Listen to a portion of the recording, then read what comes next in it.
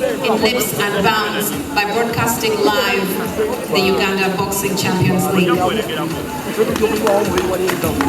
Nkizo nnyo kubanga nkyakola ebintu bye mbadde nga nkola era nga nkyalina obusobozi obukulembera ebikonde n'okuba nga nze omu ku basinga omuzannyo guno gw'ebikonde mu Africa ne mu nsi yonna n'okusingira ddala nga nze asinga e Uganda.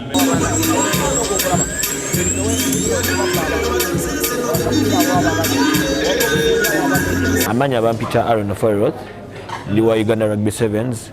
Twali twakadda kuba Olympics qualifiers ezabadde Zimbabwe Harare. Tubadde tuze mu USPA Awards.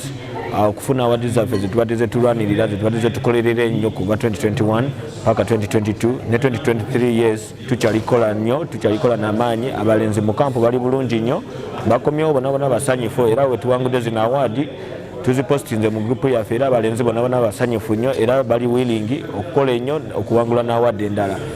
This is Uganda's finest. Download the app on App Store or Google Play Store now. Vision Digital Experience, the future of media.